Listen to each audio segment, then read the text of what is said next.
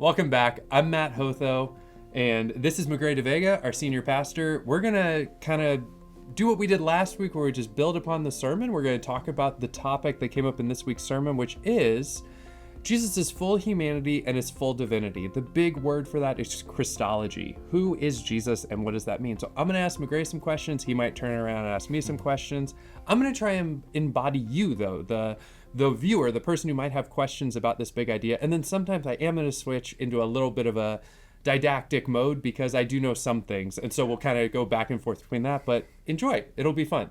So, Magrey, you just preached a wonderful sermon on Christology, how Jesus is fully human and fully divine.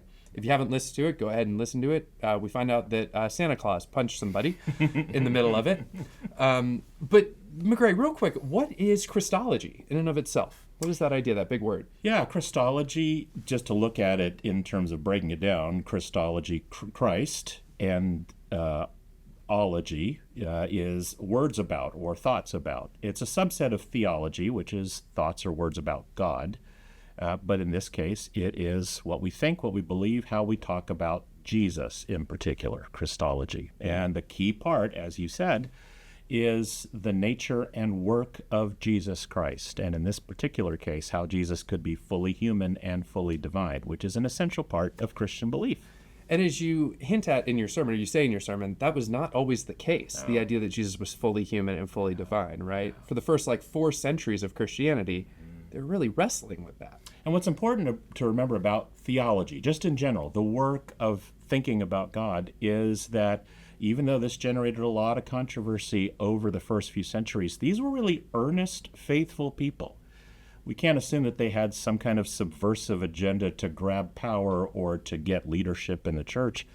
These were people who were just trying to figure out the mystery the best way they could. And so even though in the sermon we talk about Arius as kind of the loser, and back then maybe the villain of all of these things, he was really just trying to share the good news with people who didn't know Jesus in a way that those people could understand.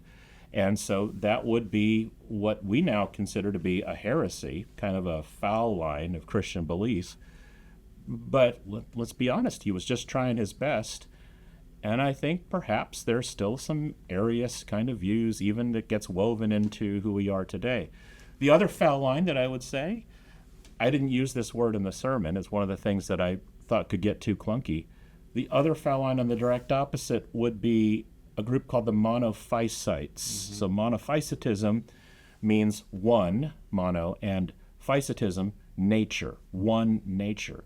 So a metaphor for that is that there are people who believed that the full humanity and full divinity of Jesus combined in some way to create some new but singular nature. Mm-hmm. So a metaphor might be taking sugar and water, two very different substances, combining them together, mixing them all up, and you have essentially one new single substance, sugar water, kind of a compound mix.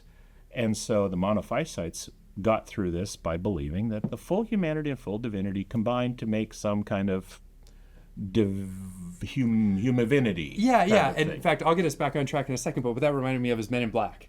Okay. Where you have this alien that lands and puts on human skin, right? Yes. And then he walks in the woman's house and says, sugar water. Yes. Right? Yes. More. And she dumps this whole thing.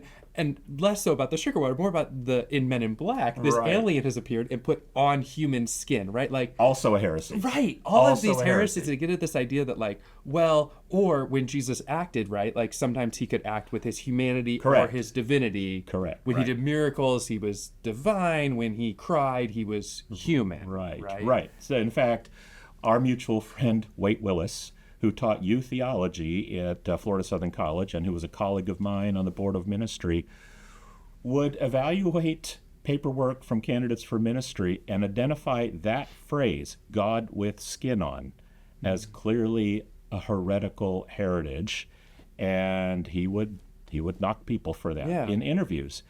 Now, again, these are earnest attempts to try to figure out a mystery. So even though we would use words like heretical or out of bounds, let's not be too judgy or condescending. Let's not be Santa Claus punching Arius about this.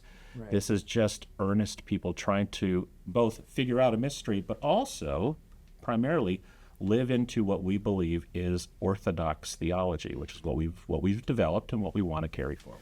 Yeah, and I think sometimes when we do this work of understanding Christ, and we just talk about who he is, his humanity and his divinity, and we isolate that, sometimes it becomes hard because we need the fuller picture of what he did and his work to make sense of it, right? So in your work on the Board of Ordained Ministry, when we talk about the person or nature of Christ, there's other things around that, right? Like atonement and lordship. Can you unpack those two words for a second, how they help us sort of focus in on the nature of Jesus, because Jesus has to be a very particular nature for those two things to work? Exactly.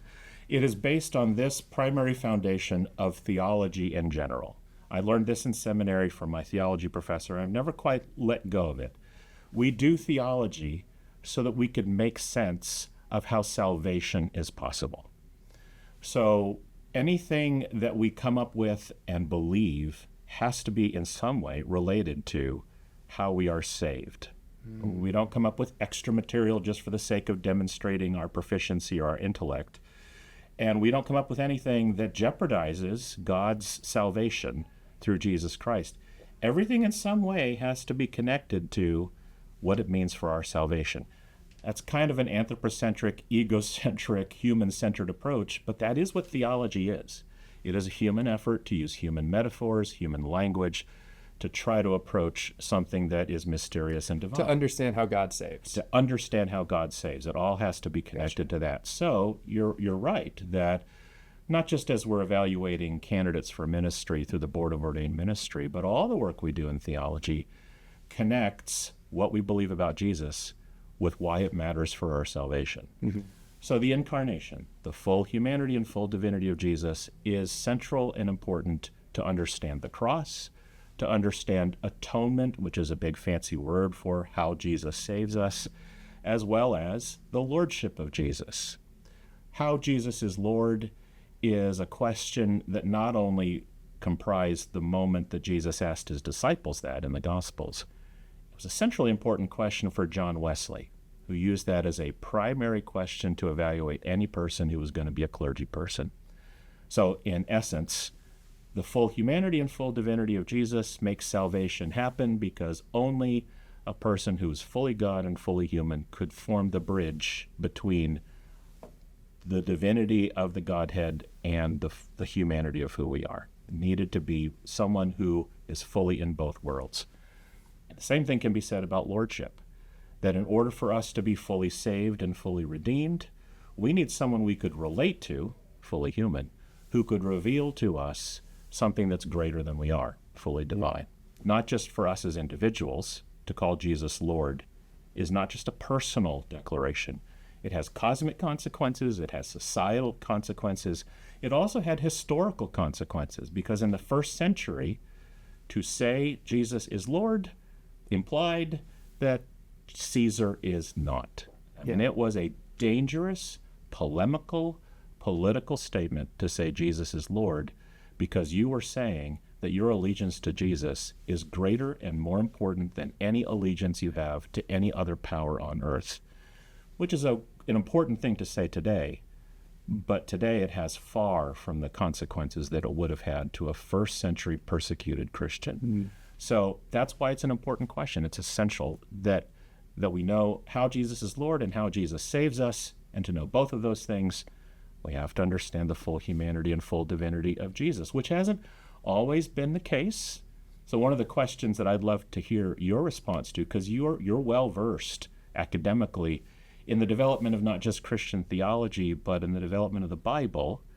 And what's really interesting is to note how some books made it into the Bible, the New Testament, and how some books didn't, primarily because whether it did or it didn't align with the full humanity and divinity of Jesus. Yeah, so oftentimes when I'm teaching a Bible study or something like that, if we're talking about the Gospels, someone will often say, well, I heard about the Gospel of Mary, or I heard about the Gospel of Thomas, or the Gospel of Peter, or there's all these other Gospels that were written sometimes around the time of the four canonical Gospels that are in the Bible, but also many that were written afterwards when sort of they were really trying to figure out these Christological controversies.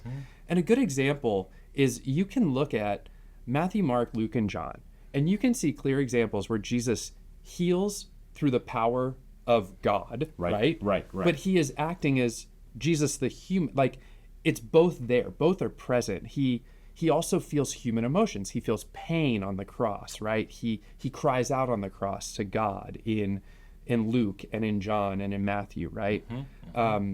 In Mark, he feels afraid and he tells people to keep secrets for him, right? Because he wants to protect part of his identity. There's a real understanding within Jesus' self in the Gospels that he knows that he is both God and both human. To counter that, you'll find some texts like the Gospel of Thomas. It's just a collection of sayings, but they're just sayings that are prophetic sayings. Any human sort of could have had these really cool sayings. So in them, Jesus is sort of just a really wise person. Yes. Right.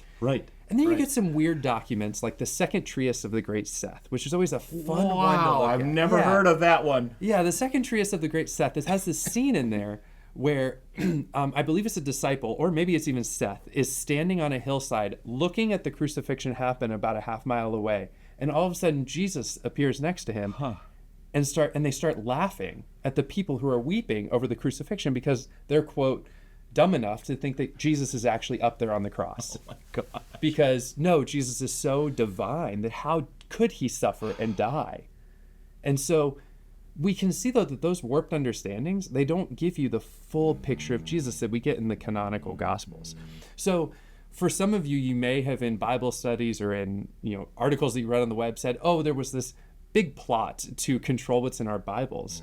There really wasn't a plot other than making sure that we fully represent who Jesus is in our canonical scripture. We want our scripture to represent a Jesus who is fully human and fully divine, because that Jesus, like you said, Magrey, can save. Absolutely. And it does remind me, so this goes beyond the Gospels conversation, but even in the epistles you see reflections taken cumulatively of both humanity and divinity. The classic full humanity text from Paul is Philippians chapter 2, where Jesus went through kenosis, the self-emptying of full divinity in order to become the form of humanity, obedient to the point of death, in contrast with Colossians 1, which is a very different image of Jesus. He is the firstborn of all creation, the image of the invisible God, through whom all things that exist came into existence. So you have this essentially low Christology in Philippians 2 and this high Christology in Colossians 1. And they are both in the New Testament because they are both intended to serve as sort of two lenses of a stereoscopic, three-dimensional view of Jesus. Yeah. So there is intentionality behind what made it into the Bible and what didn't. There is. And so we talked about last week about foul lines. And when you talk about low Christology and high Christology, those are within the foul lines. Absolutely. Those are ways of just saying, I prefer playing strong defense or strong offense, something like that. Good metaphor. But you're able to have a high Christology or a low Christology. Some churches have higher Christologies. These icons around us sort of represent a higher Christology, this idea that you really focus on this image of Jesus as divine with a halo, that kind of deal. Lower Christologies might get muddy, get messy, be in more mission service, seeing Jesus in the oppressed, in the people that they're serving. So, Magrey, to kind of wrap us up, what would be a way that someone could take this understanding of the Christology and maybe ask some questions around it or reflect on it to grow in their own faith and understanding? That's a great question, because that is ultimately the goal of theology. It's not just to come up with right belief, but to come up with right behavior and right gratitude and praise. My friend, our friend Paul Chilcote likes to say that orthodoxy, so the whole language of orthodoxy, which we often assign to right belief, right doctrine, right claims, actually means right praise. Ortho, meaning correct, doxy, from doxology, meaning right praise. So the goal of theological understanding is not just to figure out mystery, but to figure out how to express praise and gratitude and thanksgiving to God. In this case, an orthodox view of Christology, the view of Jesus, ought to leave us toward a fuller appreciation and thanksgiving for who Jesus is for us today. I think that's the goal, giving thanks to God for who Jesus is for us. Great. Thanks, Magrey. Yeah.